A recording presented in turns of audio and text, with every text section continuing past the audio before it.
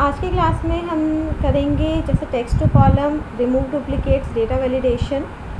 Data validation actually ये भी कल की क्लास तक हो गया था, एडवांस तक नहीं। हमने टेक्स्ट टू कॉलम भी कर लिया था, रिमूव डुप्लीकेट्स भी कर लिया था और डेटा वैलिडेशन भी हमने कर लिया था, जिसमें हमने इनवैलिड डेटा को हम कैसे सर्कल करते हैं, या अगर हमें रिस्ट्रिक्ट करना है कि पर्टिकुलर सेल के अंदर कोई इनवैलिड डेटा ना आए, कोई ऐसा डेटा ना आए जो डेटा गलत हो, तो उसके लिए हम डेटा वैलिडेशन यूज़ करते हैं।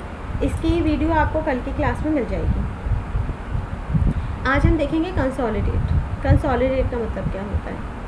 कंसोलिडेट हमारा एक ऐसा ऑप्शन है जिसमें हम मल्टीपल लिस्ट को मर्ज करके एक कंसोलिडेटेड रिपोर्ट बनाते हैं या फिर आप कह सकते हो कि समराइज डेटा हम क्रिएट करते हैं। समराइज डेटा का मतलब होता है, जैसे अगर हम सेल्स रिपोर्ट बना रहे हैं, फॉर एग्जांपल कि सेल्स रिपोर्ट है एक कंपनी की, तो कंपनी ने क्वार्टरली कितना सेल करा, ईयर स्टार्टिंग से क्वार्टरली कितना सेल करा, तो हर क्वार्टर पे एक रिपोर्ट जनरेट होती है। ठीक है। अब अगर हमें पूरे ईयर का समराइज अगर डेटा कैलकुलेट करना है कि सेल कितनी हुई है पूरे साल में, तो वो जितना भी क्वार्टरली जो डेटा था, उस क्वार्टरली डेटा को अगर हम मर्ज कर लेते हैं, सम कर लेते हैं, तो वो हमारा क्या बन जाता है? ईयरली समराइज डेटा बन जाएगा। तो इसी टाइप का हम कुछ इसमें करेंगे और वो जो समराइज डेटा बनेगा वो हमारा कंसोलिडेट का ऑप्शन यूज़ करके होगा। तो चलिए एक सेल्स रिपोर्ट हम तैयार ही कर लेते हैं और उसको हम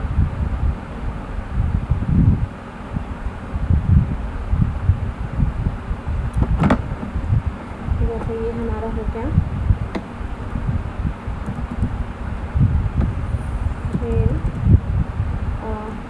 पर्सन या सेल्समैन का नेम। ठीक है, सेल्समैन का नेम छोड़िए, हम सीधा यहाँ पे लिखते हैं प्रोडक्ट, कि कौन सा प्रोडक्ट हमारा बिका है और क्वांटिटी, कितनी क्वांटिटी, उसका क्या प्राइस है और हमारा टोटल अमाउंट। एक छोटी सी रिपोर्ट तैयार करते हैं। प्रोडक्ट के नेम में मैं अभी ABCDEF इस तरह से मैं कोई एक प्रोडक्ट के नेम लिख देती हूँ। आप यहाँ पे प्रॉपर प्रोडक्ट के नेम लिख सकते हैं, जैसे कि शर्ट है, टी शर्ट है, या आपको म्यूज़िक सिस्टम है, कंप्यूटर्स है, लैपटॉप है। तो इस तरह के आप प्रोडक्ट के नेम लिखेंगे। क्वांटिटी करी कि क्वांटिटी इसमें हमने कर दी कि ये 20, 30, 50, 40, 10, 60, 85। ठीक है, तो इतनी क्वांटिटी हुई। प्राइस क्या था? प्राइस हम इसका रेंडमली कोई भी प्राइस ले लेते हैं।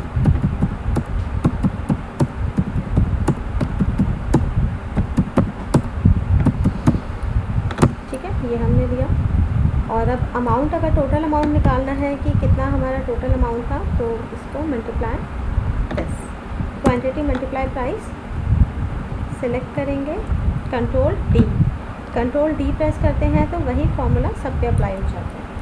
तो ये जस्ट मैंने एक छोटा सा एक रिपोर्ट तैयार की है, कि या प्रोडक्ट लिस्ट तैयार करी है, या सेल्स रिपोर्ट ही आप समझ लीजिए इसको। अब मुझे ये सेल्स रिपोर्ट एक और शीट पे चाहिए। एक और शीट का मतलब ये है कि ये मान लीजिए फर्स्ट क्वार्टर की रिपोर्ट हो गई, ये सेकेंड क्वार्टर की रिपोर्ट है। ठीक है, सेकेंड क्वार्टर की रिपोर्ट में आप क्वांटिटी बदल दीजिए, प्राइस सेम रहेगा,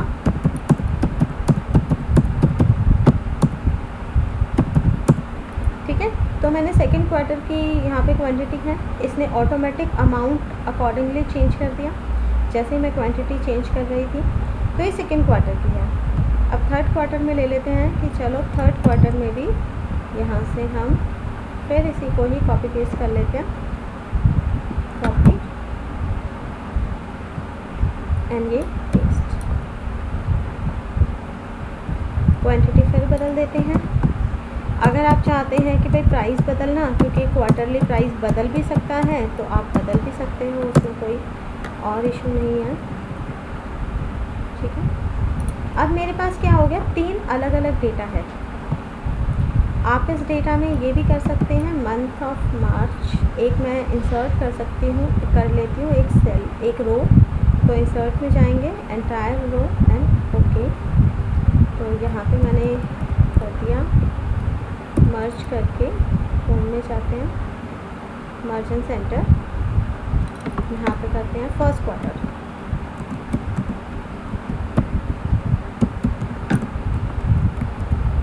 ये फर्स्ट क्वार्टर रिपोर्ट है, ठीक है।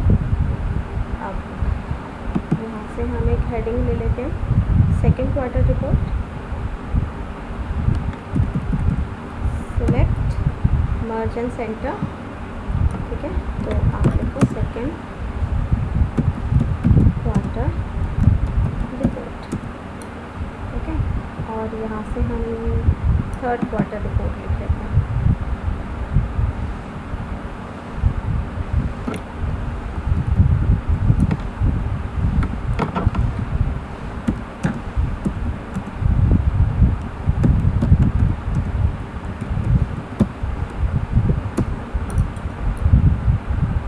वैसे अगर क्वार्टरली कहें तो एक और होना चाहिए, क्योंकि 3-3 महीने के हमारे क्वार्टर कहेंगे तो आप 3 महीने का बना सकते हैं, 4 महीने का बना सकते हैं। अगर हम 3 रिपोर्ट ले रहे हैं तो यानी कि 4 मंथ का कंसोलिडेटेड डेटा ये है, ठीक है। चलिए हम 3 ही लेते हैं, इससे ज़्यादा नहीं लेते। अब हमें क्या करना है, अब हमें कंसोलिडेटेड रिपोर्ट बनानी है। ये हर एक क्वार्टर की सिंगल रिपोर्ट है।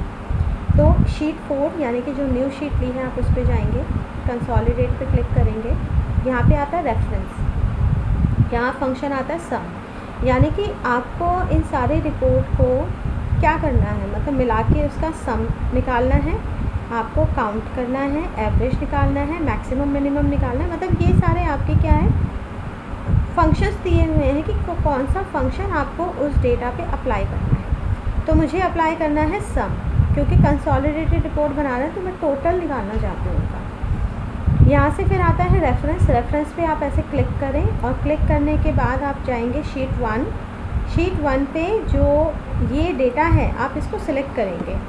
इसमें जो ऊपर हमने हेडिंग दी है ना मर्ज करके, जो फर्स्ट क्वार्टर रिपोर्ट है उसको नहीं लेना, सिर्फ आपको जो मेन हेडिंग है जैसे प्रोडक्ट, क्वांटिटी, प्राइस, अमाउंट, वो आपको वहाँ से सिलेक्ट करना है और डेटा।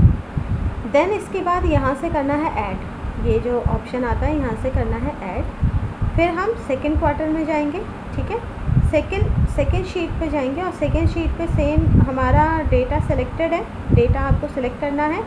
यहाँ रेफरेंस में देखो शीट 2 आ गया, यहाँ से भी आप कर दो ऐड। फिर हम शीट 3 पे जाएंगे, शीट 3 में भी आपका ये सिलेक्टेड है, उतना ही अमाउंट, उतना ही एरिया जिसको हमें लेना है, और यहाँ पे आप जाके इसको भी कर देंगे ऐड। मेरी तीनों शीट ऐड हो गई, यहाँ पे आप देख भी रहे होंगे शीट 1, शीट 2, शीट 3। इसके बाद आपको ये लेबल यूज़ करने हैं टॉप रो। टॉप रो का मतलब होता है जो ऊपर हेडिंग दे रखे हैं जैसे प्रोडक्ट, क्वांटिटी, अमाउंट, ये सारी चीज़ें। लेफ़्ट कॉलम का मतलब है कि जो लेफ़्ट में प्रोडक्ट के नाम ले रखे हैं ABCD, ये दोनों आने चाहिए। और फिर आप इस पर भी क्लिक करेंगे, create links to the data source, यानी कि डेटा सोर्स से हमारा लिंक भी हो जाए, ठीक है। तीनों ऑप्शन सेलेक्ट करके जस्ट प्रेस ओके। ओके करते ही यहाँ पे आप देखो जो भी हमारा इसमें ऑप्शन था उसने क्या कर दिया, उसने कंसोलिडेटेड रिपोर्ट बना दी। ये देखो इसने सम करके मुझे डेटा दिखा दिया। 162 है, अमाउंट इतना है, ठीक है। 133 है, अमाउंट इतना है। इसने प्राइस को भी प्लस कर दिया, ठीक है, क्योंकि प्राइस पे भी प्राइस था तो प्राइस को भी सम कर दिया, बट प्राइस सम नहीं होगा, रहेगा 150 में। और इस पे क्या है, साथ में जो ये प्लस दे रखे हैं, प्लस को जैसे ही आप क्लिक करते हो तो ये तीनों शीट का जो अलग अलग डेटा है वो भी आप डेटा देख सकते हैं, ठीक है। और जो अमाउंट था, सम अमाउंट, वो भी आप देख सकते हो, जैसे ये सम अमाउंट है और ये 3 शीट में है, पहली रो में। तो इस तरह से हमारे पास क्या हो जाएगा, कंसोलिडेटेड रिपोर्ट आ गई। यहाँ पे जो 1 और 2 दे रखा है, इस 2 पे क्लिक करेंगे तो सभी आपके एक्सपेंड हो जाएगा डेटा। 1 पे क्लिक करेंगे तो दोबारा आपका डेटा जो है कंसंट्रेट हो जाएगा, ठीक है। तो इस तरह से हम क्या कर सकते हैं, कंसोलिडेटेड रिपोर्ट हम तैयार करते हैं। कंसोलिडेशन इसी को ही बोला जाता है। इसमें अगर मान लो मैं शीट 1 में अगर या किसी भी शीट में कोई भी चेंजेस होता है, ठीक है, कोई भी चेंजेस होता है तो वो चेंजेस आपका शीट 4 में भी नज़र आएगा। कैसे दिखाते हैं, जैसे कि ये बुक 1 यानी कि एक ही बुक का है, इसमें 3000 अमाउंट है। ये 3000 अमाउंट कहाँ पर है, शीट 1 पे, ठीक है। मैं एक काम करती हूँ, मैं यहाँ की क्वांटिटी बदल देती हूँ, कुछ ना कुछ चेंज कर देते हैं। अब मैंने चेंज कर दिया, मान लो 20 का 25 कर दिया, तो अमाउंट चेंज हो गया। अमाउंट चेंज होते शीट 4 में देखो यहाँ पर भी अमाउंट चेंज हो गया और यहाँ के टोटल में भी चेंजेस हो गए, ठीक है। तो आप अगर जो कंसोलिडेटेड रिपोर्ट बना रहे हैं, जो भी आप शीट्स ले रहे हैं, उस शीट में अगर कुछ चेंजेस होता है तो वो चेंज कंसोलिडेटेड रिपोर्ट में भी ऑटोमेटिक रिफ्लेक्ट हो जाएगा।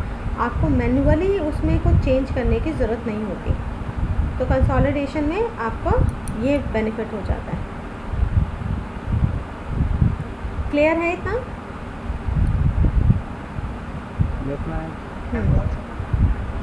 ओके। अब नेक्स्ट हमारा आता है what if analyse. What if analyse का मतलब क्या होता है कि इसके अंदर आपके 3 तरह के ऑप्शन आते हैं, scenario manager, goal seek and data table. इनका भी अपना अलग अलग यूज़ है कि इसको हम किस तरह से काम करेंगे। जैसे कि पहला हम सिनेरियो मैनेजर पे ले लेते हैं, तो हम कंसोलिडेटेड रिपोर्ट पे नहीं काम करते, हम किसी नॉर्मल रिपोर्ट पे काम करते हैं, मतलब जिसमें नॉर्मल डेटा है। इस पे जाइए, इसमें सिनेरियो मैनेजर पे जाइए। सिनेरियो मैनेजर में हम क्या करेंगे, हम करेंगे ऐड, ठीक है। ऐड करके यहाँ पे आप सिनेरियो का नेम दे दो, कोई भी एक नेम चाहिए इसमें, ठीक है।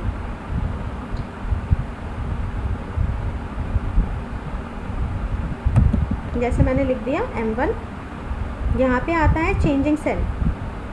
चेंजिंग सेल का मतलब होता है जैसे ये वाला, ये आपने एक सेल सेलेक्ट कर रखा है जिस सेल पे आपका कोई फॉर्मूला नहीं लगा है, ठीक है, कोई नॉर्मल डेटा ही है, तो उसी सेल को सिलेक्ट करना है आपको, एंड करना है ओके।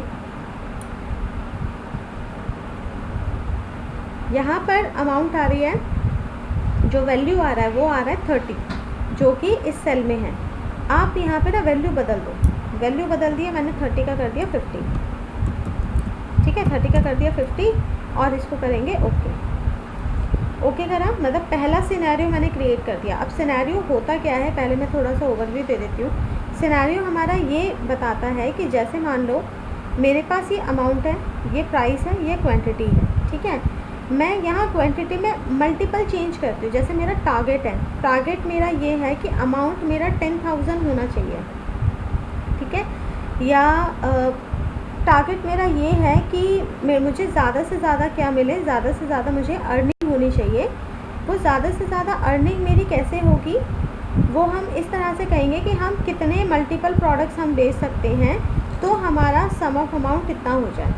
तो पहली मैंने कंडीशन सिनेरियो में एक कंडीशन ले ली जिसमें मैंने 50 रखा था कि अगर ये क्वांटिटी 50 हो जाए तो हम चेंजेस देखेंगे कि हमारा अमाउंट में क्या चेंज आता है। इसी तरह से मैं एक और सिनेरियो ऐड कर लेती हूँ।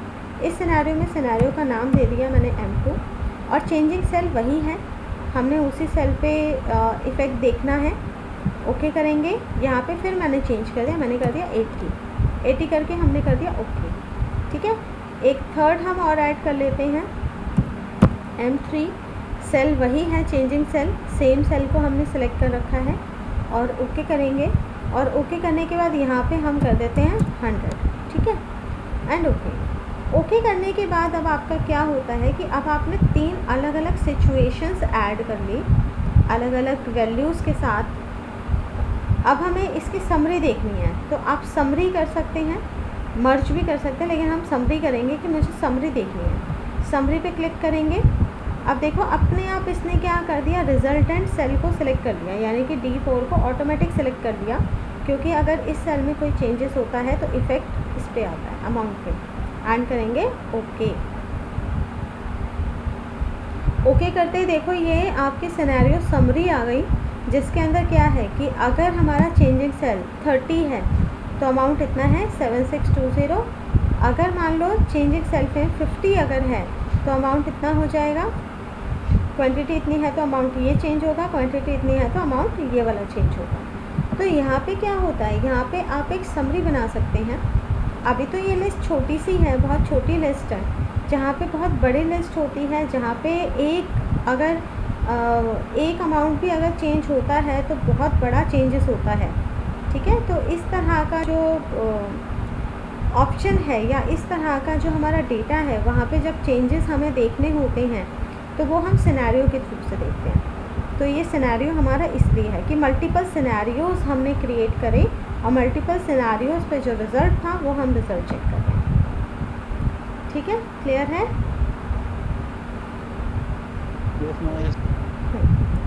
ओके, तो ये सिनेरियो मैनेजर था। सिनेरियो मैनेजर के बाद हम बात करते हैं गोल सीक पे। नेक्स्ट ऑप्शन है हमारा गोल सीक। गोल सीक क्या यूज़ होता है? गोल सीक हमारा यूज़ होता है फॉर्मूला पे। ठीक है, जो फॉर्मूला वाला सेल होता है, यानी कि एक ऐसा सेल जिस पे फॉर्मूला होना चाहिए। ये नॉर्मल सेल पे काम नहीं करता। जैसे हमारा जो अभी हमने सिनेरियो देखा था वो ऐसे सेल पे काम कर रहा था जिस पे फॉर्मूला नहीं हो। ठीक है, गोल सीक जस्ट इसका उल्टा काम करेगा, ये ऐसे सेल पे काम करेगा। ऐसे सेल को सिलेक्ट करना है जिस पे फॉर्मूला हो। अब यहाँ पे 9540 है। ठीक है, ये अमाउंट है इसका। टू वैल्यू, गोल सीक में आते हैं, टू वैल्यू आ गई। टू वैल्यू यानी कि अब मुझे इसमें वैल्यू बदलनी है। मैं इसको 9540 की जगह मैं इसमें करना चाहती हूँ 1000, मतलब राउंड फिगर कर दिया मैंने, 10,000 कर दिया। ठीक है, ये 9000 है, मैंने 10,000 कर दिया। अब यह है कि by changing cell. By changing cell का मतलब है अगर इसमें 10,000 अमाउंट हो जाएगा तो हम ऐसी कौन सी जगह पे चेंज करें जो ये 10,000 अमाउंट हो जाए। यानी कि इसका जो रिज़ल्ट है वो इन दोनों पे डिपेंड करता है। तो हम क्या करते हैं, हम इसके प्राइस में बदल देते हैं कि हम प्राइस में चेंज करते हैं, क्वांटिटी सेम रहने देंगे। तो जैसे ही हम ओके करते हैं, ओके करते ही देखो यहाँ पे कर दिया है 10,000 हो गया, यहाँ पे हो गया 1000। ठीक है, और यहाँ पे हो गया 10। तो इसने क्या कर दिया, इसने नॉर्मल कैलकुलेशन कर दिया कि यहाँ पे जो अमाउंट चाहिए उसके अकॉर्डिंग जो चेंजेस होने हैं वो चेंजेस यहाँ हो जाएंगे। ठीक है, अब आप इसको ओके करेंगे तो चेंजेस जो हैं वो परमानेंटली हो जाएंगे, और अगर आप कैंसिल करते हैं तो जो पुराना था वही आ जाएगा। ठीक है, ये ज़्यादातर कहाँ पे यूज़ होता है, जहाँ पे हमारा ना साइंटिफिक मान लीजिए हमें कुछ केमिकल ये मिक्सिंग करनी है, कुछ केमिकल मिक्सिंग करनी है। उस केमिकल मिक्सिंग में या बहुत पॉइंट्स में मिक्सिंग होती है जहाँ पे, तो वहाँ पे एक्यूरेट रिज़ल्ट निकालने के लिए हम क्या कर सकते हैं, हम गोल सीक का यूज़ करते हैं। एक और एग्जांपल लेते हैं, जैसे कि मान लो यहाँ पे मेरा एक केमिकल है, केमिकल ए, एक और केमिकल है बी। ठीक है, एक और केमिकल है सी। ठीक है, यहाँ पे मुझे इसका जो है तीनों का केमिकल मिला के जो रिएक्शन होना चाहिए या जो अमाउंट अभी आ रहा है वो 56.87 आ रहा है। ठीक है, अब मान लो यहाँ पे कुछ भी है, जैसे मैंने लिया, पॉइंट्स में ले लेते हैं।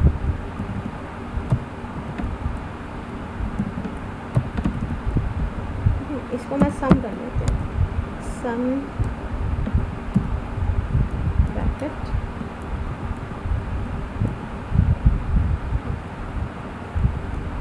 ठीक है, तीनों का सम कर दिया तो तीनों का सम होके 114.05 आया। अब मुझे यहाँ पे चेंजेस करना है तो हम व्हाट इफ में जाएंगे, गोल सीक में जाएंगे। मैंने कहा इसका जो रिएक्शन है वो 114.05 है, मुझे इस वैल्यू को करना है 225.0789 करना है। ठीक है, मुझे ये चाहिए। अब अगर ये मेरा अमाउंट है तो इस एक्यूरेट वैल्यू को लाने के लिए यहाँ पे किस में चेंजेस करें जो ये आ जाए। तो इस अमाउंट को चेंज करने के लिए मैंने कहा ए में हम चेंज करते हैं। ए में चेंज करके जैसे हम ओके करते हैं तो इसने क्या करा, इसने एक्चुअल में जो हमारा अमाउंट था वो ये कर दिया, और इसको लाने के लिए जितने भी वैल्यू इसमें एक्स्ट्रा होनी थी उसने ऑटोमेटिक कैलकुलेशन कर दिया। ठीक ठीक है। तो गोल सीक का यूज़ इसी तरह से कुछ क्रिटिकल कैलकुलेशंस के लिए यूज़ होता है, जो हम अपने आप नहीं कर सकते, वो हमें सिस्टम करके दे देता है। Okay, clear? फिर इसको ओके कर देते हैं तो ये परमानेंटली हो जाएगा, कैंसिल कर देंगे तो हट जाता है। नेक्स्ट इसके बाद आता है डेटा टेबल। डेटा टेबल ना बिल्कुल अलग टाइप का हमारा ऑप्शंस होते हैं, अलग टाइप का हमारा ये ऑप्शन है। गोल सीक एंड सिनेरियो इनसे मिलता जुलता नहीं है। सिनेरियो एंड गोल सीक तो फिर भी आपस में थोड़ा सा इसमें रिलेशन था कि एक हमारा सिनेरियो नॉर्मल वैल्यूज़ पे लगता है, इफ़ेक्ट उसका जो भी फॉर्मूला है उस पर दिखाता है, और गोल सीक हमारा लगता ही फार्मूले पे है और उसका इफ़ेक्ट जो नॉर्मल वैल्यू होता है उस पर दिखाता है। डेटा टेबल के अंदर हम कुछ ऐसा करते हैं, एक और शीट इंसर्ट कर लेते हैं, यहाँ पे आपको बताती हूँ।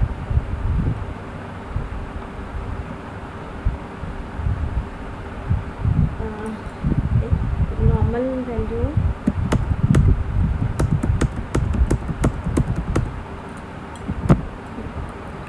जैसे मान लेते हैं हमें टेबल बनानी है, ठीक है। टेबल कौन सी टेबल? जो नॉर्मल नंबर्स की टेबल होती है, जैसे 12 का टेबल या 21 का टेबल या 25 का टेबल, मुझे ऐसा टेबल चाहिए। ओके, तो अब मुझे टेबल बनाना है तो यहाँ पे ऑटोमेटिक टेबल भी क्रिएट हो जाएगा। आप यहाँ पे नंबर लिखेंगे, क्योंकि टेबल हमेशा वही है, 1 2 से 10 तक हमने ये नंबर लिखा, और ऊपर जो कॉलम है, कॉलम में आपको वो नंबर्स लिखने हैं, टेबल नंबर जिसका आपको टेबल चाहिए।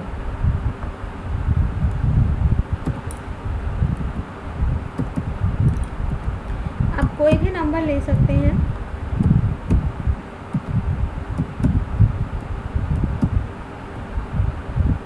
ठीक है। 33 हमने रैंडमली कोई नंबर ले लिए। इन नंबर्स का क्या करेगा, ये टेबल बना देगा। और टेबल कैसे बनाएगा? पहले आपको इतना स्ट्रक्चर क्रिएट करना है। इतना स्ट्रक्चर क्रिएट करने के बाद आपको इस रेंज के बाहर आके कोई भी 2 नंबर लेने हैं, कोई भी 2 नंबर, कुछ भी नंबर हो सकते हैं, ये ज़रूरी नहीं है 4 5 लिया तो 4 5 ही आपको लेना है, वटेवर जो भी आपको नंबर लिया है। उसके बाद जो ये फर्स्ट सेल है, जो आपने ये स्ट्रक्चर बनाया है, इस स्ट्रक्चर का जो फर्स्ट सेल है, यहाँ पे जाके आपको क्या करना है, आपको करना है equal first number multiply second number. तो ये जो 2 नंबर हमने लिए थे, इसका क्या करना है, इसका आपको मल्टीप्लाई करना है फर्स्ट वाले सेल पे, ठीक है। C15 मल्टीप्लाई C16, और अब क्या करेंगे, अब करेंगे एंटर। ओके, तो फर्स्ट सेल के अंदर हमारा क्या हो गया, मल्टीप्लाई हो गया। अब हमें क्या करना है, ये जो सारा डेटा है, जो एरिया है, ये एरिया आपको करना है सिलेक्ट, ठीक है। सिलेक्ट करने के बाद अब काम आता है हमारा डेटा टेबल का, ठीक है। अब हम जाएंगे व्हाट इफ एनालाइज में, वहाँ से डेटा टेबल। डेटा टेबल के अंदर 2 वैल्यू आ रही है, row input cell and column input cell, ठीक है। तो row input cell and column input cell में आपको क्या फिल करना है, जो ये अलग से नंबर लिए थे ना, जिसका मल्टीप्लाई हमने फर्स्ट सेल पे किया है, एक में आपको एक नंबर और दूसरे में दूसरा नंबर, नंबर मतलब सेल आपको सिलेक्ट करना है दोनों का, और इसके बाद करना है ओके। जैसे ही ओके करेंगे, आप यहाँ शीट पे देखिए, इन नंबर्स की टेबल क्रिएट होकर आ गई, ठीक है। तो ये कर क्या रहा है, या ये किस बेसिस पे काम कर रहा है, ये बेसिस पे काम कर रहा है कि जो ये नंबर है उसको इस सभी रो, ये जो हमने रो में लिखा है 1 2 3 4, उनसे मल्टीप्लाई करके यहाँ पे शो करता है। 19 2 जा ये, फिर 19 3 जा यहाँ पर, 19 4 जा यहाँ पर, और यहाँ पे अगर आप नंबर चेंज करते हैं तो ये वैल्यू भी चेंज हो जाती है। जैसे मैं यहाँ पे अभी देखते हैं नंबर चेंज, हाँ देखिए, जैसे मैंने नंबर चेंज करा तो इसने क्या कर दिया, इसने नंबर भी चेंज कर दिया। तो बेसिकली ये जो कॉलम वैल्यू है और जो रो वैल्यू है, ये कॉलम वैल्यू और रो वैल्यू की वैल्यूज़ को आपस में मल्टीप्लाई करके हमें शो करता है।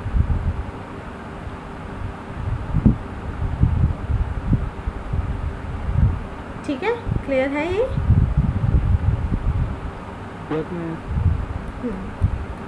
ओके, वर्टिफ एनालाइज हमारा हो गया। वर्टिफ एनालाइज में हमने तीनों कर लिए।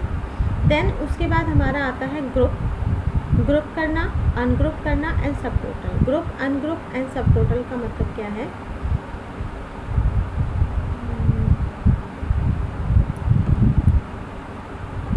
यहाँ पे जैसे मैंने एक अमाउंट लिया, इसमें एक दो फॉर्मूले ना और लगा देते हैं, शीट 2 पे ले लेते हैं। इसमें एक दो फार्मूलाज और ऐड कर लेते हैं। जैसे कि हमने लिया अमाउंट, इसके बाद हम ले लेते हैं, हम डिस्काउंट ले लेते हैं। तो हम इस अमाउंट का सबको 5% का डिस्काउंट देंगे। तो D3 multiplied by 5 divided by 100 इसको करेंगे तो ये हमारे पास क्या आ गया? डिस्काउंट आ गया। Control D। यहाँ पे हम एक और चीज़ ले लेते हैं जिसमें हम कहते हैं नेट अमाउंट। नेट अमाउंट में क्या होता है कि जो अमाउंट है उससे हम माइनस करेंगे डिस्काउंट, ठीक है। अब आप सोच रहे हैं कि ये एक्स्ट्रा क्यों बढ़ाया? एक्स्ट्रा मैंने इसलिए बढ़ाया क्योंकि अभी हमारे पास जो फॉर्मूला वाली सेल थी वो एक ही थी, तो अब डिस्काउंट भी फॉर्मूला से निकल गया, नेट अमाउंट भी फॉर्मूला से आ गया। तो अब मैं आपको ग्रुप का यूज़ करके बता रही हूँ। यहाँ पे आप इन सेल को सिलेक्ट करें और सिलेक्ट करके आप क्या कर दें? आप कर दें इसमें ग्रुप। ग्रुप करेंगे रो वाइज या कॉलम वाइज? अभी रो करते हैं, row wise and okay. Row wise group करके क्या हुआ कि ये जो ग्रुप बना ये पूरा एक साथ देखो ग्रुप बन गया। और इसको जैसे मैं प्लस पे प्रेस कर लेती हूँ, यानी कि माइनस पे प्रेस करती हूँ, ये पूरा का पूरा ग्रुप एक साथ हाइड हो गया। और इसको आपको शो करना है तो पूरा ग्रुप एक साथ शो हो जाएगा। इसका यूज़ इसलिए होता है कि अगर आपके पास बहुत बड़ा डेटा है, उस डेटा में कुछ ऐसा डेटा है जो आपको सेग्रीगेशन करके रखना है, तो आप उसको सेलेक्ट करके ना ग्रुप कर सकते हैं। ग्रुप बना के क्या होगा कि वो डेटा अलग से ही रहेगा, आप उसको हाइड कर दो वो दिखेगा नहीं, बाकी डेटा दिखता रहेगा। तो इसके लिए बेसिकली ग्रुपिंग यूज़ होती है। ग्रुप के बाद यहाँ पे एक और ग्रुप बनता है जिसमें हम कॉलम वाइज ग्रुप बना लेते हैं। कॉलम पे ओके करेंगे तो ये कॉलम वाइज बन गया। सेम चीज़ इस पर क्लिक करो, पूरा कॉलम हाइड हो गया, मतलब सारे कॉलम्स हाइड हो गए। क्लिक करेंगे दोबारा से शो हो जाएगा। ओके, तो इसको हम कहते हैं ग्रुप। रो एंड कॉलम, हमने दोनों रो एंड कॉलम वाइज हमने ग्रुप बना लिए। नेक्स्ट मैं आपको एक और ऑप्शन बता रही हूँ इसमें। अच्छा, ये तो ग्रुप हुआ। ग्रुप से हटाने के लिए हमारा क्या होता है? अनग्रुप। अनग्रुप पे क्लिक करेंगे, रो वाइज अनग्रुप कर दो तो रो का देखो हट गया। एंड कॉलम वाइज अनग्रुप करते हैं तो कॉलम पे क्लिक करो और ओके, तो कॉलम का भी ग्रुपिंग हट गई। यहाँ ग्रुप में जाके आपका एक और ऑप्शन आता है ऑटो आउटलाइन। ऑटो आउटलाइन पे हम जैसे क्लिक करते हैं तो क्लिक करते हुए भी देखो ये ग्रुप बना रहा है, ठीक है। जब जैसे आपने ये सिलेक्ट करा, इस डेटा को सिलेक्ट करा, तो इसने देखो दो ग्रुप बना दिया। अब ये दो ग्रुप क्या करेगा? पहले वाला छोटे वाले को आप इसको प्लस करो, मतलब इसको बंद कर दो, तो इसने क्या दिखाया? सिर्फ प्रोडक्ट का नाम, अमाउंट, डिस्काउंट और नेट अमाउंट। यानी कि इसने पहला ग्रुप वो बनाया जिसपे जो डिपेंडेंट वैल्यू थी, यानी कि जैसे क्वांटिटी और प्राइस जो हमने खुद डाली थी, जो नॉर्मल वैल्यूज़ थी, उसने उसको हाइड कर दिया। और सिर्फ जो मेन हमारा समरी था या मेन जो डेटा था जिस पे फॉर्मूला लगा हुआ है, जस्ट इसने उन सबको इसने शो करा। ओके, फिर उसके बाद अगर आप सेकंड वाले को भी क्लोज़ करते हो, सेकंड वाले को क्लोज़ करते हो तो क्या दिखा रहा है? Net amount. क्योंकि नेट अमाउंट किस पे डिपेंडेंट है? नेट अमाउंट डिपेंडेंट था अमाउंट एंड डिस्काउंट पे। तो यानी कि ये क्या कर रहा है? ये बेसिकली जो डिपेंडेंट वैल्यू है, डिपेंडेंट वैल्यू को हाइड करेगा। क्या? आउटलाइन। आउटलाइन डिपेंडेंट वैल्यू को हाइड करके जो मेन वैल्यू है सिर्फ वही दिखाएगा। इसी तरह से आपको ये आउटलाइन हटानी है, रिमूव करनी है, तो आप सिलेक्ट करेंगे, अनग्रुप में जाएंगे, यहाँ से क्लियर आउटलाइन आता है। आउटलाइन दोनों क्लियर हो गए। नेक्स्ट उसके बाद आता है सब टोटल। हम इसी डेटा को सिलेक्ट करते हैं, सब टोटल पे जाते हैं। अब ये सब टोटल बोल रहा है कि आपको टोटल किस किस का चाहिए। यानी कि ग्रैंड टोटल जिसको कहें, ग्रैंड टोटल भी आएगा और सब टोटल भी आ जाएगा। इसमें मैं सब टोटल दिखाने से पहले एक चीज़ और कर देती हूँ कि इसमें कुछ डेटा हम कॉपी पेस्ट यानी कि मल्टीपल टाइम दे देते हैं, ठीक है, और इसकी जो वैल्यू है उसको थोड़ा सा बदल देते हैं, राइट। अब हम इसको सिलेक्ट करेंगे, सिलेक्ट करके सब टोटल पे जाओ और सब टोटल पे मान लो मैंने अमाउंट और नेट अमाउंट दोनों को सब टोटल किया। इसको सिलेक्ट करके जैसे आप ओके करते हो तो अब देखो ये क्या बता रहा है, ये सब टोटल करके बता रहा है। सब टोटल यानी कि पहले ए का टोटल कितना है, ए का सिंगल डेटा था, इसने टोटल दिखाया।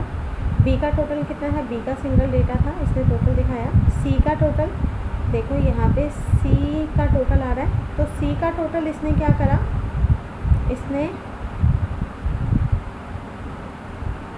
हाँ अभी ये सिंगल टोटल कर रहा है। सी का टोटल इसने अलग कर दिया, डी का टोटल अलग कर दिया, ई का टोटल अलग कर दिया और लास्ट में देखो लास्ट में ये ग्रैंड टोटल दिखा दिया। अब आप सोच रहे होंगे कि वही ABCD जो भी हमने प्रोडक्ट थे इसने सबका अलग अलग दिखाया, ठीक है। लेकिन जब आप इसको 3 पे क्लिक करते हो, सॉरी 1 पे क्लिक करते हो, तो 1 पे क्लिक करने के बाद इसने क्या दिखाया, grand total of net amount, यानी कि net amount and amount in दोनों का सिर्फ ग्रैंड टोटल दिखाया, बाकी सारे अमाउंट इसने नहीं दिखाए। आप 2 पे क्लिक करते हो तो सिर्फ जो ग्रैंड टोटल की वैल्यू थी, ईच वैल्यू इसने वो दिखाई, ठीक है। जब आप 3 पे क्लिक करते हो तो इसने और एक्सपेंड कर दिया, एक्सपेंड करने के बाद इसने ABC यानी कि इंडिविजुअल वैल्यू भी दिखा दी और जो टोटल था इसने वो भी दिखा दिया, ठीक है। तो ये भी हमारा बेसिकली एनालाइज करने के लिए ही यूज़ हो जाएगा। ग्रैंड टोटल करेंगे फिर एनालाइज करेंगे तो वहाँ पे हमारा इजी हो जाता है डेटा में मैनिपुलेशंस करना, डेटा को देखना, ठीक है। तो इसके साथ भी यहाँ ऑप्शन देखो show detail and hide detail, ये भी आपका यहाँ पे विजिबल हो जाता है। तो हाइड डिटेल करोगे सारी डिटेल हाइड हो गई, शो डिटेल करोगे सारी डिटेल आपकी शो हो गई। तो यहाँ से भी वही जो हमारा ये 1 2 3 वाला ऑप्शन है वो यहाँ से भी आप कर सकते हैं। इतना सबको क्लियर है? Yes ma'am. राइट, देन उसके बाद हम आते हैं कुछ और हमारे छोटे मोटे जो ऑप्शंस हैं वो देख लेते हैं। Review and view. रिव्यू में पहला स्पेलिंग चेक। स्पेलिंग चेक हमारा यूज़ होता है कि अगर आपका पूरी शीट के अंदर आपने कुछ वैल्यू एंटर करी है और उसमें कोई स्पेलिंग की मिस्टेक है तो ये स्पेलिंग चेक कर लेगा। जैसे ये STY, इसको QTY समझ नहीं आए, QTY हमारा शॉर्ट फॉर्म में है क्वांटिटी, तो इसने उसके बेसिस पे जितने भी ऑप्शन थे ये दिखा दिया। तो ये ऑप्शन आपका MS वर्ड में था, सेम एज यूज़ होगा। रिसर्च में भी आपका वही यूज़ होता है कि मीनिंग आपको बताएगा कि किसी वर्ड की मीनिंग आपको अगर देखनी हो।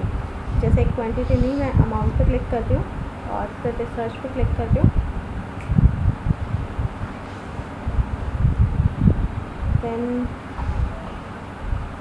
ऑल रेफरेंस बुक, ये इसने यहाँ पे साइड में जो है अमाउंट का जो भी मतलब था इसने वो दिखा दिया। अमाउंट यानी कि प्रोनाउंस कैसे करना है, मीनिंग उसकी बता दी, ठीक है। फ्रेजेस भी हमारा यही होता है, ये भी आपको देखो जो फ्रेजेस आपने लिया इसमें इसकी जितनी भी मीनिंग हो सकती है, अल्टरनेटिव नेम्स हो सकते हैं, वो सारे नेम इसमें दिखा दिए, ओके।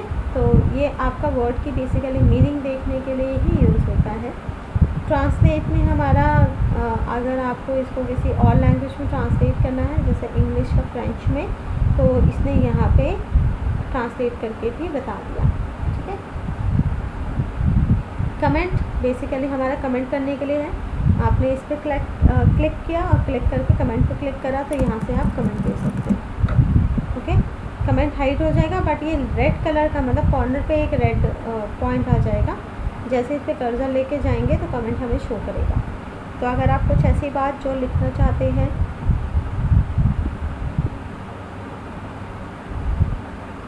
लेकिन शीट पे लिखना नहीं चाहते हैं तो वो आप कमेंट के थ्रू से बता सकते हैं। यही प्रीवियस नेक्स्ट कमेंट के लिए यूज़ होता है। अच्छा, अब इसमें देखिए प्रोटेक्ट शीट। अब यहाँ पे ना कुछ प्रोटेक्शन यूज़ हुई है। ये प्रोटेक्शन हमने यहाँ पे भी प्रोटेक्ट शीट जो हमने होम के अंदर यहाँ पे भी किया था फॉर्मेट में प्रोटेक्ट शीट यहाँ पे भी किया था, तो वही प्रोटेक्ट शीट आपका यहाँ पे भी आ जाता है।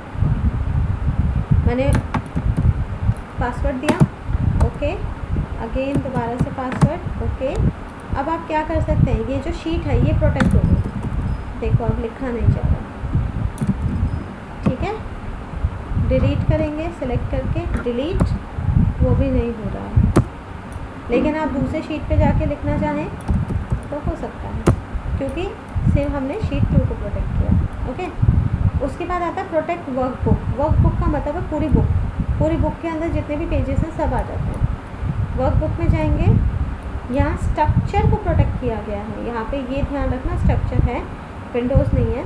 यहाँ पे जैसे मैं इसको प्रोटेक्ट कर देती हूँ, तो प्रोटेक्ट करने के बाद अब क्या हुआ, अब जैसे आप किसी और शीट पे लिखना चाहें तो आप लिख सकते हो। फिर प्रोटेक्ट क्या हुआ वर्कबुक में ये प्रोटेक्ट हुआ कि जैसे मान लो मैं शीट 4 को डिलीट करना चाहूँ तो ऑप्शन देखो गायब हो गया, डिलीट करने के, फॉर्मेट करने के लिए, इंसर्ट करने का। अगर मैं एक और शीट इंसर्ट करना चाहूँ तो देखो ये बटन हाइड है, तो यानी कि ये वर्कबुक के अंदर जितनी शीट है उसने स्ट्रक्चर को क्या करा, प्रोटेक्ट कर दिया। अब स्ट्रक्चर में आप कोई छेड़छाड़ नहीं कर सकते, ठीक है। फिर आता है शेयर वर्कबुक में हम इस वर्कबुक को शेयर कर सकते हैं। शेयर के अंदर क्या होता है कि इसमें ट्रैक चेंजेस लग जाते हैं अपने आप ही, ठीक है, ट्रैक चेंजेस का यूज़ हो जाता है। प्रोटेक्ट से हम अनप्रोटेक्ट कर देते हैं पहले अपनी शीट को भी अनप्रोटेक्ट कर देते हैं।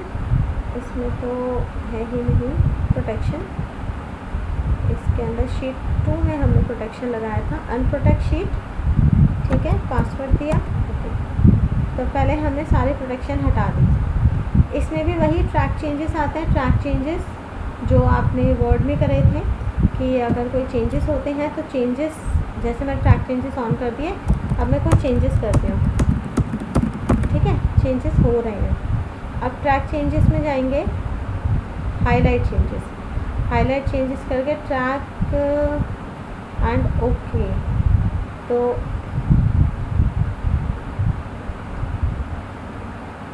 ये तो ऑप्शन कुछ और दे रहा है,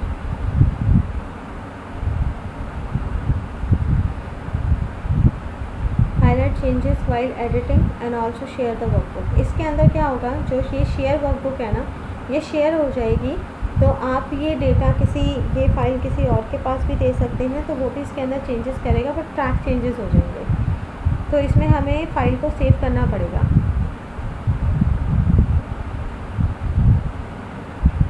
सेव करा, ये देखो। अब जैसे ही हमने इसके अंदर कुछ चेंजेस करा, ठीक है, या कुछ डेटा हमने डिलीट करा, तो इसने देखो अलग से सेल जो है हाईलाइट कर दिया, ठीक है, कि यहाँ पे कुछ चेंजेस हुए, यहाँ कुछ चेंजेस हुए। इसने कमेंट अपने आप बना दिए कि ब्लैंक जगह थी उसके ऊपर ये चेंजेस हुए हैं। अब चेंजेस अगर आपको एक्सेप्ट करने हैं तो एक्सेप्ट चेंजेस पे जाइए, यस करिए यहाँ से, ओके करके यहाँ से एक्सेप्ट करना है, रिजेक्ट करना है, जो आपको करना है आप कर सकते हैं। तो रिजेक्ट करना हो तो रिजेक्ट। देखो एक एक करके जो भी चेंजेस थे वो सारे रिजेक्ट होते जा रहे हैं, तो हमारी शीट जो पहले जैसे थी बिल्कुल वैसी बन गई। नेक्स्ट उसके बाद आता है व्यू का मतलब होता है अलग अलग तरीके से आप व्यू कर सकते हैं, अपनी शीट को देख सकते हैं, डेटा को देखा जा सकता है डिफरेंट तरीके से, ठीक है। तो इसके लिए आपका व्यू यूज़ होता है। व्यू में सबसे पहले आता है नॉर्मल पेज, यानी कि जो पेज हमें दिख रहा है ये नॉर्मल पेज है। पेज ब्रेक प्रीव्यू में जब आप करते हैं तो ये पेज ब्रेक दिखा देता है, यानी कि जितना ही डेटा होगा उतना ही डेटा दिखाएगा और बाकी जो शीट खाली है उसको नहीं दिखाएगा। पेज लेआउट पे जब आप क्लिक करते हैं तो पेज लेआउट में देखो इस तरह से आपका पेज दिखता है, जिसके अंदर सिर्फ आपका, जैसे ही आप प्रिंटिंग करते हैं तो प्रिंट हमारा कितना डेटा एक पेज पे दिखाएगा वो दिखा रहा है, ठीक है। ये एक पेज है, ये सेकंड पेज है, थर्ड पेज है, फोर्थ पेज है। तो ये हम पेज लेआउट कहते हैं। कस्टम व्यू पे जाते हैं तो कस्टम व्यू पे आप अपना कोई भी व्यू देख सकते हैं। तो ये कस्टम व्यू हमारा ये बन गया है, ठीक है। यहाँ से ग्रिड लाइन आपको शो करनी है। देखो हाइड कर दी, ये लाइन्स हट गई। क्लिक करो, लाइन्स आ गई। फॉर्मूला बार, ये जो फॉर्मूला बार है इसको भी हाइड कर सकते हो। क्लिक करो, हाइड हो गया। क्लिक करो, शो कर रहा है। हेडिंग्स, क्लिक करो, ABCD 1 2 3 हट गए। क्लिक करो, आ गए। यहाँ पे देखो हेडिंग्स हट गए बिल्कुल और ये आ गए। तो ये ABCD और 1 2 3 जो है ये है। जूम, कितना जूम करना है आपको। इसमें एक बहुत अच्छा ऑप्शन आता है ये वाला, फ्रीज़ करने का, ठीक है। इसमें एक और चीज़ होती है अरेंज ऑल। अरेंज ऑल का मतलब है अगर मान लो एक्सेल की आपको 2 या 3 फाइलें ओपन हैं तो ये सबको अरेंज करके देगा। जैसे मैंने टाइल्ड ऑप्शन में अरेंज करा है, तो अभी तो सिंपल एक ही फाइल है, एक ही है डेटा। अगर मान लो मैं न्यू विंडो कर देती हूँ तो एक नई विंडो ओपन हो गई, और इस न्यू विंडो के साथ मैं अरेंज ऑल कर देती हूँ और टाइल्ड में करके ओके कर देती हूँ। तो देखो दोनों ही फाइल जो है टाइल्ड में मुझे दिखा रहा है, ठीक है। इसके बाद आता है फ्रीज पेन। इस फ्रीज पेन का मतलब क्या है। फ्रीज पेन बड़ा इम्पॉर्टेंट और अच्छा आपका ऑप्शन होता है जो आप यूज़ करते हैं। जैसे कि मान लीजिए मैं कोई एक फ़ाइल ओपन करती हूँ जिसमें मेरा बहुत बड़ा डेटा है।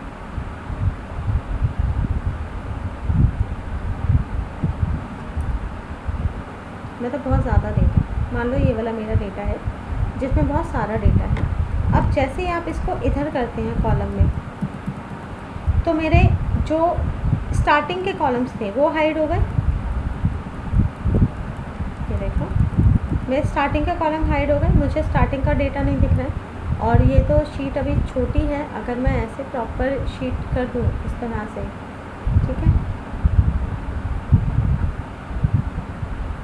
मान लो इस तरह से अगर मैं शीट कर देती हूँ तो जैसे मैं इधर जाती हूँ मुझे नेम नहीं दिखाई दे रहा है, मुझे नेम हाइड हो गए हैं। तो अब मैं चाहती हूँ कि शीट को मैं जितना उधर करूँ लेकिन मुझे नेम तो दिखना ही चाहिए, ठीक है। बाकी कुछ दिखे या ना दिखे, मुझे नेम नज़र आना चाहिए। तो मैं क्या करूँगी, यहाँ जो नेम है इधर इस पर, मतलब एक तो एप्लीकेंट नेम है, एक फादर्स नेम है। तो फादर्स नेम में यहाँ पर जाकर इधर यहाँ पर हम व्यू में जाते हैं और यहाँ से हम कर देते हैं फ्रीज पेन। और जो फ्रीज पेन करेंगे उसमें हम अलग अलग तरीके से फ्रीज़ कर सकते हैं। रो एंड कॉलम एक साथ फ्रीज़ हो जाएंगे। यहाँ पे सिर्फ टॉप रो फ्रीज़ होगी, यहाँ से कॉलम फ्रीज़ होगा। तो मैंने रो एंड कॉलम दोनों ही फ्रीज़ कर दिया। इस पर क्लिक करो, पहला वाला, और क्लिक करने के बाद अब आप इसको जितना उधर लेके जाओगे तो देखो मुझे नेम तो दिख ही रहा है, ठीक है। इस तरह से ऐसे दिखेगा। और इसी में ही अगर मान लो मैं नीचे कर देती हूँ, जैसे आपने ऐसे तो कर दिया, अब मैं नीचे जा रही हूँ तो नीचे में भी देखो जो पहली रो है वो तो मुझे दिख ही रही है, वो फ्रीज़ हो गई, ठीक है। तो यहाँ पे फ्रीज़ करने का मतलब यही है कि आप जितना शीट में आप इधर उधर चले जाओ लेकिन आपको उतना डेटा तो दिखता ही रहना चाहिए। तो मैंने इस जगह पे यानी कि यहाँ पे क्लिक करके मैंने फ्रीज़ किया था, तो ये रो एंड ये कॉलम यहाँ से हमारा जो है फ्रीज़ हो गया, ठीक है। तो इतना हमें डेटा दिखता ही रहेगा। फ्रीज़ हटाना है, यहाँ से अनफ्रीज़ कर दो। अब आप अनफ्रीज़ हो गए। अब ऐसे करेंगे तो देखो अब आपका कुछ भी डेटा, मतलब हमें हेडिंग्स नहीं दिख रही है, हमें रो नहीं दिख रहे हैं, हमें कॉलम नहीं दिख रहे हैं। तो ये फ्रीजिंग वहीं के लिए यूज़ होता है जब हमारे पास लार्ज अमाउंट ऑफ डेटा है, और लार्ज अमाउंट ऑफ डेटा पे जब हम काम कर रहे होते हैं, ठीक है। इसके बाद आता है स्प्लिट का मतलब होता है, स्प्लिट पे क्लिक करेंगे तो देखो अब ये मेरा पेज स्प्लिट हो गया। देखो मोटे मोटे स्प्लिट हो गया। यहाँ से भी आप ऐसे ही कर सकते हैं, यहाँ पे भी आप जब नीचे जाएंगे तो देखो स्प्लिट हो गया, एक फ्रीज़ हो गया, बाकी हमें दिख रहा है। तो इस तरह से स्प्लिट का भी यूज़ करके आप कर सकते हैं काम, ठीक है।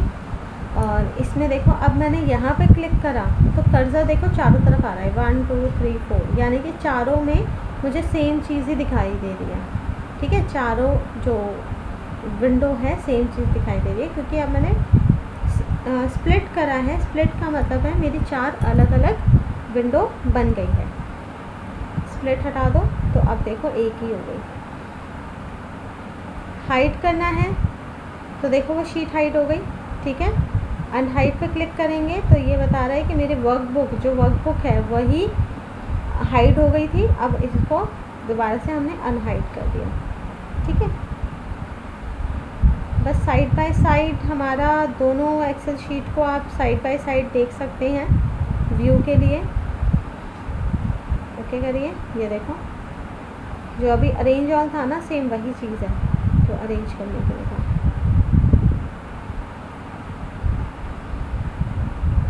नेक्स्ट उसके बाद आता है मैक्रो। मैक्रो यहाँ पर भी मैक्रो वही है जो आपने एमएस वर्ड में मैक्रो किया था। किसके लिए? रिकॉर्डिंग के लिए, ठीक है। अब मैं आपको रिकॉर्डिंग करके दिखाती हूँ।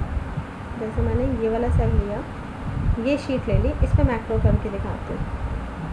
यहाँ पे मैक्रो गए, न्यू मैक्रो किया, मैक्रो का नाम दे दो, ठीक है।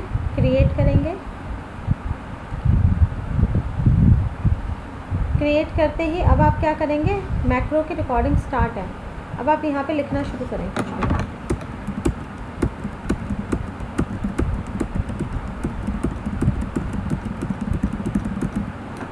ठीक है। मैंने कुछ भी लिखना शुरू करा यहाँ पे, और इसके बाद मैक्रो में जाकर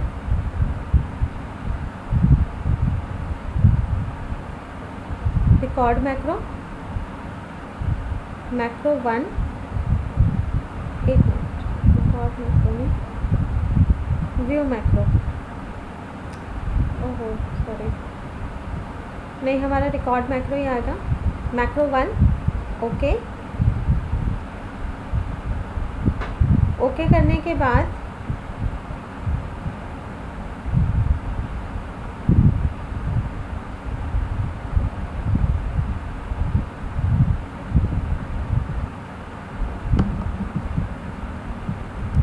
रिकॉर्ड हो रहा है, मैक्रो पे जाएंगे,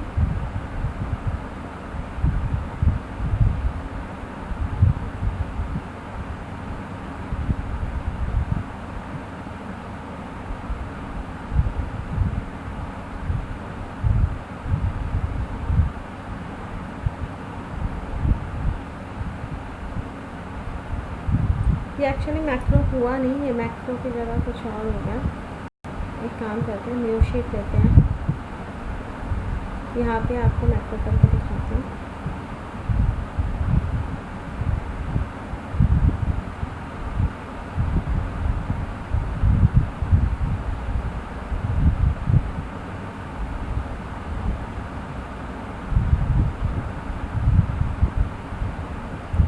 बाकी शीट्स को डिलीट कर देते हैं, मतलब हटा देते हैं।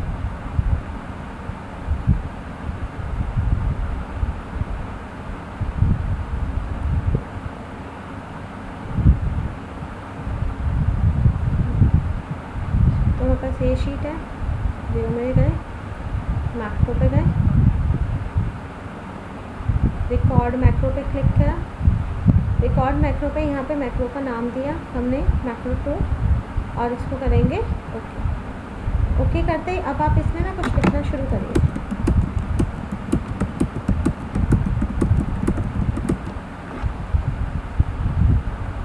और यहाँ पे आता stop recording, stop recording click कर दिया, रिकॉर्डिंग स्टॉप हो गई। अब हम सेकेंड एक पेज लेते हैं, इस शीट पे जाएंगे, मैक्रो पे जाएंगे, व्यू मैक्रो जो पहला वाला है उस पर क्लिक करेंगे। यहाँ पे मैक्रो 2 है, जो पहले हमने मैक्रो 1 बनाया था वो रिकॉर्ड ही नहीं हुई थी, वहाँ पे कुछ प्रॉब्लम हो गई थी, तो मैक्रो 2 है। और इसको सिलेक्ट करके हम क्या करेंगे, यहाँ से रन। जैसे ही आप रन पे क्लिक करते हो तो जो रिकॉर्डिंग हमने की थी वही रिकॉर्डिंग यहाँ पे भी शो कर दी। तो इसमें क्या होता है कि मैक्रो हमेशा होता है इसलिए रिकॉर्ड करने के लिए, ठीक है। एक को हमने रिकॉर्ड करा, उसको अलग अलग शीट पे हम वापस दिखा सकते हैं।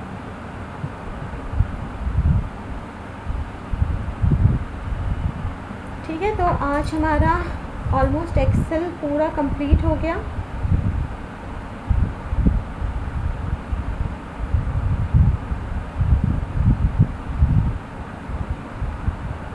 सबको क्लियर है यहाँ तक सबका?